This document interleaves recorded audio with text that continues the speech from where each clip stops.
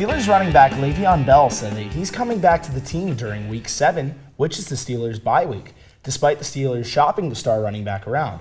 I'm joined at the desk by Drew Gentry and Blake Snetman to come up with possible trade deal destinations for LeVeon Bell. So, Drew, is there any way this could all pan out this season? It's going to be super hard to shop Le'Veon Bell. He's very expensive. The price for him is too much than teams are willing to give up. The only trade I can even think that could possibly happen is Jay Ajayi and a first-round pick. A running back for a running back. Running back for a running back along with the first-round pick. And if you're only going to get half a season of Le'Veon Bell, why give up Jay Ajayi for that? Jay Ajayi just got hurt and is out for the season this year. So I don't even think that's going to happen.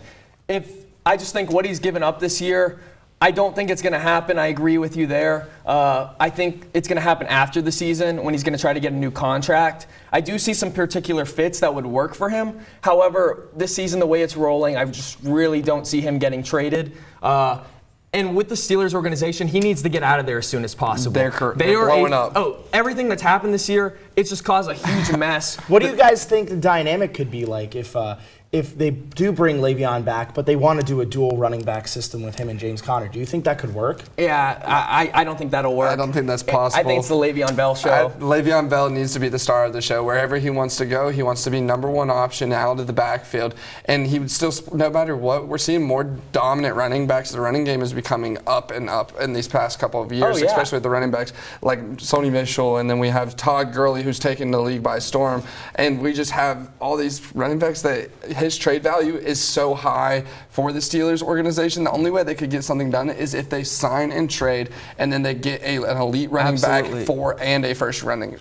Well, next year, where could you see him going? You know, free agency, could they trade him? Where do you see him going? So I do see a few fits personally. I said the Colts. I think Chris Ballard, the general manager of the Indianapolis Colts, I think he's willing to take a risk. Marlon Mack, their starting running back, has been hurt all year or so far this season. I just think they need a little boost. I think having him in the backfield would really help. Mix up the defense and give Andrew Luck a little more time than what they do have. I think that he might actually end up back with the Steelers. I don't really want that to happen. But why would he give up all that money this season? And back to the question before, like splitting time, he gave up so much money this season.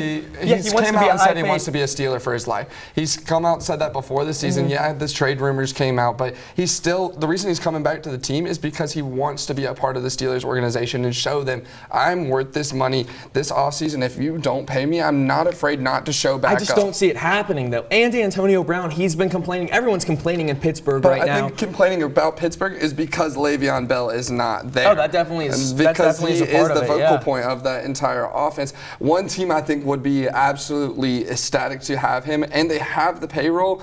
He could honestly end up going into the division. If he went to the Browns, that would be the Browns. I do like the Baker Browns. Mayfield, him, Jarvis Landry. That offense would be so star-studded, and they would have that explosive player they need, and have the backup in Carlos Hyde who can get them down, along with Duke Johnson. Oh yeah, it's a great team. And the last spread them out. And they've been really focusing on defense in the draft the past 2 years, a little low key. Myles Garrett a couple of years ago, and then Denzel Ward, who's been a star this year. They did break down a little last game. Two out of their 3 top 5 picks have been defensive. It's a very exciting team. They don't understand. Could you imagine an AFC North with Baker, Mayfield, Jarvis Landry, all those players you said just on the same team? They would take over. And I think the Browns culture would be completely back. They're one step away from being an elite team. They've proven that they can get into those games where they compete. It's just now they need to learn to finish, and they're starting to learn. If they added a dominant player like Le'Veon Bell, the Browns would be absolutely amazing. A lot of options on the table for Le'Veon Bell this offseason, but that's all the time we have for this block.